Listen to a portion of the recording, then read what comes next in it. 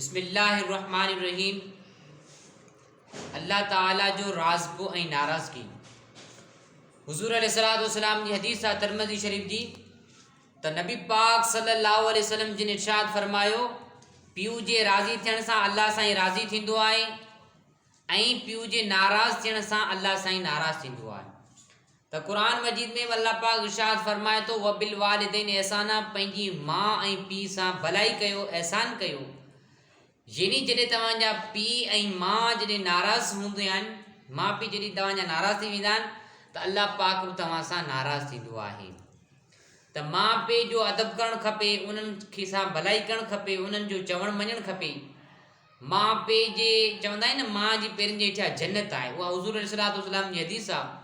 पंहिंजी माउ खे न रंजाईंदा वञो, ॾुखाईंदा न वञो, उन सां भलाई कंदा वञो। फला तकुल्लहुमा उफ़्फिन वला तनहरहुमा वकुल्लहुमा क़ौलन करीमा।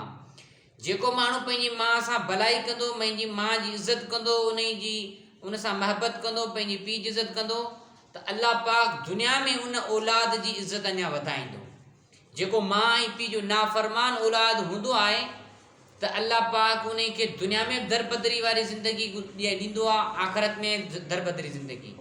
त असां मुस्लमाननि खे इहो सोचणु घुरिजे त क़ुरान मजीद में अल्लाह पाक छा इरशाद फरमाए थो। क़ुरान मजीद में अल्लाह साईं चए थो त पंहिंजी माउ पीउ सां भलाई कयो, माउ पीउ जा हक़ आहिनि उहे अदा कयो।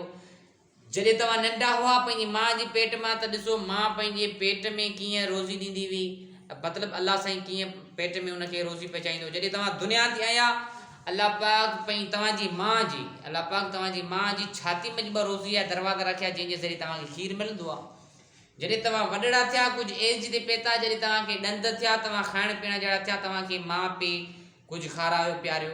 जॾहिं हिन मक़ाम ते पहुचायो, जॾहिं तव्हां बालिग़ थी विया, शादीशुदा थी विया त अॼु पंहिंजी माउ खे पीउ खे घर मां धिकारे कढी था छॾियो। इहो सोचो था त वॾी उमिरि जा माण्हू हाणे एक्सपायर जी डेट पूरी आहे, इहा सोच ई ग़लति आहे। उहो औलाद कॾहिं बि दुनिया में कामयाबु न आहे थींदो जेको पंहिंजी माउ ऐं पीउ खे दुनिया में दरबदर कंदो आहे, दुनिया में उन्हनि खे ज़लील कंदो आहे, ख़्वार कंदो आहे। सोचणु इहे ई घुरिजे औलाद खे त अॼु हिन मक़ाम ते जेको आहियां ऐं हिन मक़ाम ते फ़ाइज़ थियो आहियां, ड्यूटी ते फ़ाइज़ थियो आहियां, इहे भलायूं मुंहिंजी माउ ऐं पीउ जूं आहिनि। अॼु जेकॾहिं उन्हनि जी ज़िंदगी में आउं सुठो अमल नथो करे सघां त कम से कम उन्हनि खे तकलीफ़ न ॾियां, उन्हनि खे परेशान न करियां। हीअ माउ पीउ आहिनि दीवार जी मिसल। दीवार हूंदी त तव्हां दीवार ते टेक ॾेई आरी वेहंदा सुकून सां, पर जेकॾहिं इहा ई दीवार किरी पई, दीवार न रही त तव्हां यकीनन टेक न ॾेई सघंदा। ये शाह अब्दुल लतीफ़ भिटाई चयो आहे न त अचो सूरनि वारियूं करियूं सूर पचार, किनी थोरा किनी घणा ॾिना जे ॾातार, से मूं झोली पाए झलिया। जेकॾहिं माउ ऐं पीउ जो जेको औलाद इज़त कंदो, उन्हनि जो चयो मञंदो, उन्हनि जा अदब अख़लाक़ सां पेश ईंदो, नरम लहजे सां पेश ईंदो, माउ पीउ सां वॾी आवाज़ सां न ॻाल्हायो। माउ पीउ तव्हांखे झिणकिन धाॿा ॾियनि, कुझु बि चवनि, पर छा साईं चए थो त अची जे हेकार मूं सारींदे सिपरी, पेरनि दरिया पंबड़ियूं हंधि विछाया वार, साजन सभु ॼमार हूं त गोली थी गुज़ारिया।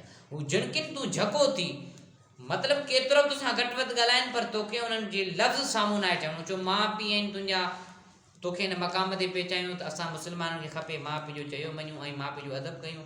अल्लाह पाक असां सभिनी मुस्लमाननि खे माउ पीउ जो फ़रमान बरदार औलाद बनाइण जी तौफ़ीक़ अता फ़रमाए, माउ पीउ जो चयो मञण जी तौफ़ीक़ अता फ़रमाए। मां अलेना इल्लल बलाग।